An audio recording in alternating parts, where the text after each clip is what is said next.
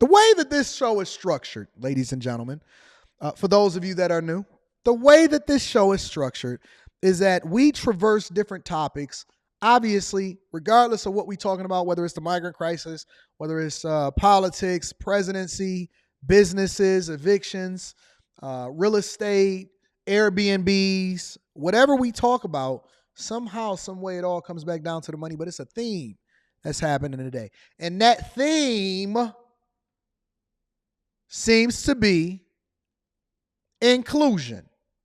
Now, I know for my folk that's over there and they in the blackety black segment of YouTube, they not going to like this part.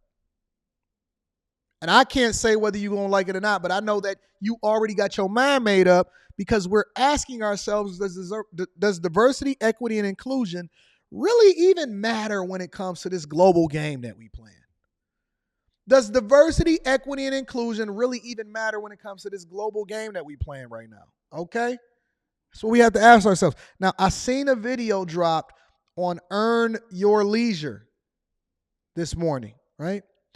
And the whole theme of the video was based off of why diversity, equity, and inclusion matters.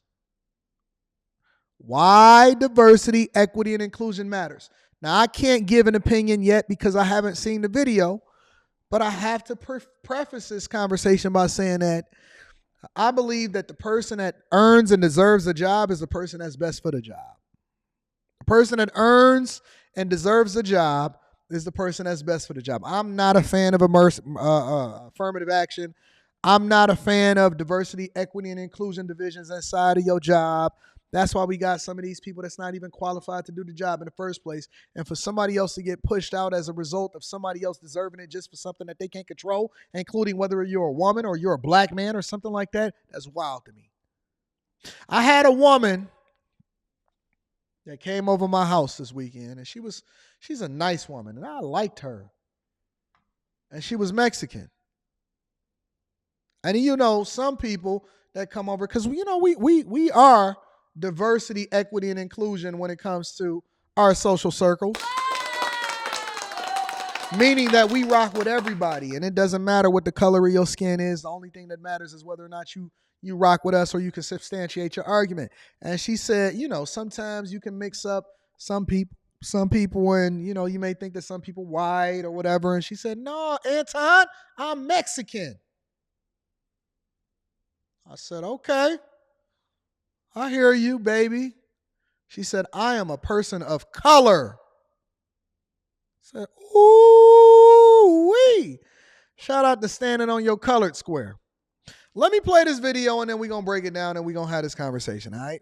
I wanted to ask a question about diversity, equity, and inclusion, you know, and then a lot of that is being reversed, or a lot of corporations are backing away from that, pulling money from Black initiatives. What's your thoughts on the current landscapes of that? You know, I think it's a great question. And one of the ways that I'm approaching this, and that we're at the chamber, because you're right. I mean, I think sadly enough in America, D&I has become a political football. It's not just a moral imperative that we continue to invest and understand why diversity, equity, and inclusion matters, but there is truly a business case. I mean, you know, you look at McKinsey and their research that companies that are more diverse at the executive team are more profitable. I mean, I'm not making that up. That's data. You look at the workforce challenges and the makeup of the workforce in 2050 and beyond. It's going to be majority minority. So the way I think about that, if we have skills gaps now among these populations, we need to invest in closing those skills gaps today. So let me ask y'all a question. Is the companies more profitable? And let's take this into context. Let's put it in context. Profitability is not entirely based off of the diversity of your workforce. I hate to say it. Profitability is based off of a lot of things. For example, what industry are you in? What are your margins? Why are you profitable? Are the people that's in your organization doing a specific job, or are they there just because they are black? And what jobs are they taking up? And how well suited are they, and how well prepared are they to do whatever job that they're doing, right? Because again, you're talking to a person, and I rock with everybody. I don't stand on that blackety black junk for none of that. I don't care none of that. I don't believe in that hate preaching. I'm an equal accountability smoke giver, and I'm a person that stand on business when it comes to making sure you run that bag up. If you running the bag up, then you for me. If you're not running the bag up, then you can go ahead and disappear, because I don't really care what your color is, because I don't believe in speaking broke. I don't believe in sign language, and I don't believe in speaking broke. Okay? But he's basically making the case and saying companies with a more diverse workforce, not a company that offers more value, not a company that's the best at what they do, but a company that has a more diverse workforce is going to be a more profitable company. How can we substantiate that? How can we substantiate that the reason that a company would be profitable is based off of the idea that they are more diverse, or they have more women, or they have more colored people, or they have more black people, or Asian people, or white people, or double minorities, and all of this stuff? How do we get to the point to where we start segmenting ourselves into a box in the first place? Never understood it. Never understood it. It makes no difference to me what you are. What matters to me is the character that you have. Are you a good person? So that they can compete in the future. You look at the data around supplier diversity. I mean, the data is clear that minority suppliers are more innovative. They actually create a cost savings for companies. And so the way we lead this is around the business and economic case. I'm trying to stay out of the political and the politics. I get that, but we're trying to advance and continue to advance the business case. In fact, you may or may not be aware, but I mean that's part of this meeting on this week with the Congressional Black Caucus, that they sent a letter to all the S&P 500 companies wanting to know where are you in reaffirming your commitment to D&I. They're asking questions like, since George Floyd murder, what's up, $400 billion companies pledged or announced. Because it was all a sham in the first place. And see, this is why I like to listen to the entire conversation, because it then informs me that you're not really staying away from the political part of it. You're just saying that as a talking point, because you can't then say, well, what happened to all of the money that y'all pledged as a result of George Floyd? You talking about the money that was pledged as a result of Black Lives Matters, who turned out to be a fraud organization, who turned out to be a Marxist organization, and we all knew that, who never went into the neighborhoods of Chicago or all of the places that they got money from, but instead they bought mansions and they were sipping on Mai Tais? You talking about the companies that they was employing white men, that they never actually spent any money except for what they own relatives in order to give them security companies and distribute your monies? Listen, the reason why all of these companies made this pledge in the first place is because they got pressure from people that was advocating for Black Lives Matters, which turned out to be a fraud organization. If a company actually seen the benefit of continuing to spend money with organizations or based off of a pledge, if they seen a return on their investment, do you not think that they're gonna make sure that they get that bag? If they have an opportunity to sell more products as a result of continuing to give you more positions or following through on a donation and a pledge that wasn't just a symbolic gesture, you don't think that they will go and get that bag? You don't think that they're going to go and make that investment and go and get that money? You can't say, I'm not going to stand on this political gesture, when the entire thing by which they then started to donate in the first place was based off of a political gesture. It was based off of something that was advertised politically, which also, in my opinion, also helped lead the president into getting voted into office. Also, it was the perfect storm. Distractions, everybody is bored. Half of the people don't even like the person that they're living next to because of the pandemic. And then you can combine that with the idea that people can go and protest and they feeling some type of way about police officers. And it was the perfect cocktail in order to keep people distracted from the real issues that was happening in our society and the stuff that was really meaningful for us to have a discussion about. So you can't walk away from it and say, well, no, I'm trying to stay away from the political aspect of it. I don't think that these people should continue to give any money whatsoever to organizations that divide us instead of bringing us together. We even had our sports organizations, had that junk on the court. Man, I canceled they got me back. They did get me to renew my courtside seats, but I'm not going to do it this year. I just got a letter saying, Anton, we're going to set this up to where you can renew. I ain't even respond. I don't even want to know who my new representative is. I ain't lying to you. Anton, stay tuned for Pistons membership information. Your premium experience, you're going to automatically renew. Look at this foolishness. Check this out. I got to show y'all this because y'all not going to believe it if I just say it.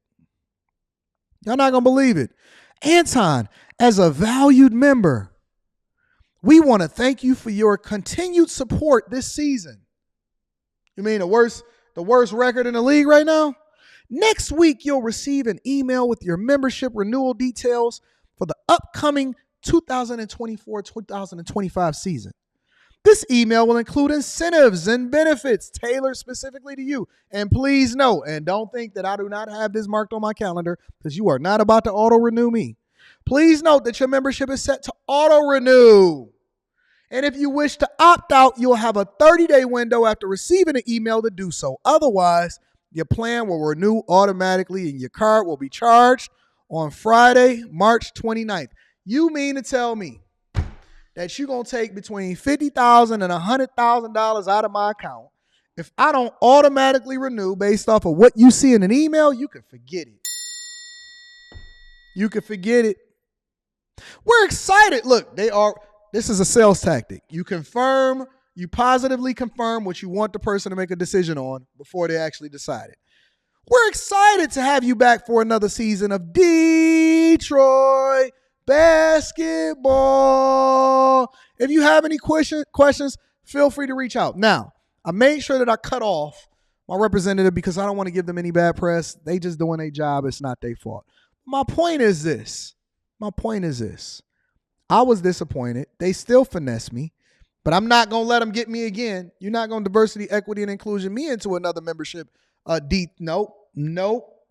I don't care if it's for my business. No, absolutely not. I ain't been to a Pistons game since fall of last year. I've been giving them the clients and birthday gifts. Hey, y'all want to go to see the season? My little homie, all of that, man. And, they're asking tough questions around accountability in this space. And so it is about how we can all work together to not only reaffirm, but make sure that this work continues, not for the sake of just being the right thing to do, but it's good for our economy. It's good for the workers in the workforce of the future. And when these companies can connect it to supply chains and connect it to access to capital, they also create jobs in the communities in which they exist. So it's all a win-win to me. And that's how we're leading. And that's my message that I preach across the country, that there's a business and economic case. And we can't afford to lose ground in that regard. No, you can forget it, buddy. For those, my last question to you, Rick, is this. We spoke about China, obviously the importance of Africa. Are there other emerging markets that we should be keeping our eyes on for us the next 5 to 10 years? Indeed. Well, listen, I just think the world is wide open in areas that perhaps oftentimes we don't think about. But, I spent a lot of time in India. I talked about it earlier. I think even in economies that are having to be rebuilt, whether it's Ukraine, sadly enough, all of what is happening in and around the Middle East. I just think the world is an oyster when it comes to opportunities to do business. It's just that we've not been exposed as much as we should be.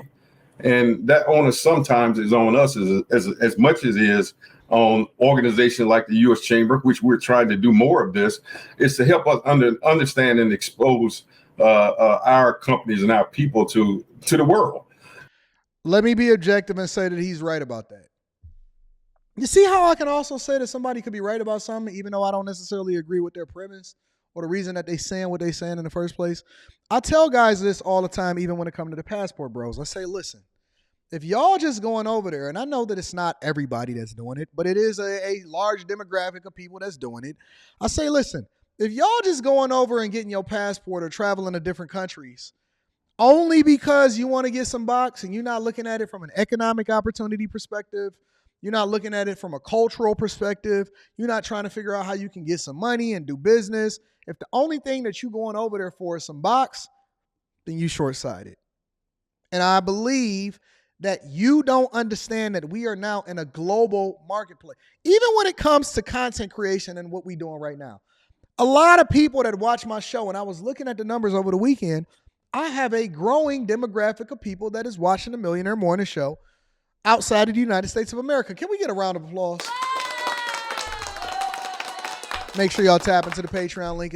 Link is in the description as well as pinned to the top of the chat. So now what we're doing is we're evaluating growth opportunities, even from a content creation perspective, and saying, wait a minute, are we only marketing ourselves, or are we misrepresenting that we only speak to a specific demographic or a specific culture? Should we be having conversations based off of international policies and politics and business and money and how we can continue to run the bag up? Are we limiting ourselves? Because it's a global marketplace. It's not just a marketplace for your neighborhood or your city or your hood or whatever. Even when I see people name their platforms and it be one particular city or one hood, it's like, don't you know that people outside of your hood don't know your block? They don't know your side streets. They don't really care about where you grew up at. If the conversation that you're trying to have is expansive and it reaches a bigger audience than just what's in your neighborhood, then you probably want to label yourself a little bit differently, right? And so I agree with him. We are in a global marketplace, and I think that a lot of times we limit ourselves based off of our circumstances or our environment or what we see is our cultural norm. I mean, for God's sakes, Beyonce just released a rock song and a country song at the same time. Even they understand, even the Carters understand that, wait a minute, we losing a lot of money by limiting ourselves to just one demographic or one segment of people. But I do think, yes, I think the continent of Africa, I do think India, China, in spite of the geopolitical and other challenges that exist there. I mean, we have a relationship with China that is checkered and on any given day challenged, but it's interdependent.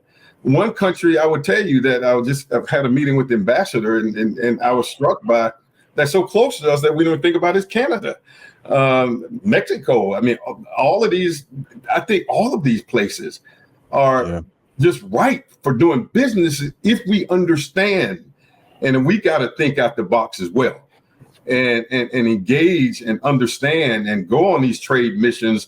And, as we were saying earlier, get exposed. And I think you got to see it to believe it. So go, take your time to go out to these countries and the beauty of technology today, you can experience this stuff online if you do homework and do the research and understanding where to trade, what investments, what are the emerging economies, and then building the ties, which we can help you with through the U.S. Chamber of Commerce. So can the U.S. Department of Commerce, that has what's called a Foreign Commercial Service Office Division, and their number one job, your own federal government agency, the U.S. Department of Commerce, is to help you get connected to markets around the world. And I think that we really, really, really, really have been short-sighted in that. I honestly do. I believe that we've been short-sighted in understanding that we are in a global marketplace. And a lot of times, even the conversations that we have is all based off of where we're currently at instead of where it is that we can do business. And even in the Passport Bros, I would like to see them talk more about the money and the economic opportunities in addition to who's and what's over in Sasua and the lady boys over there in Thailand, all right?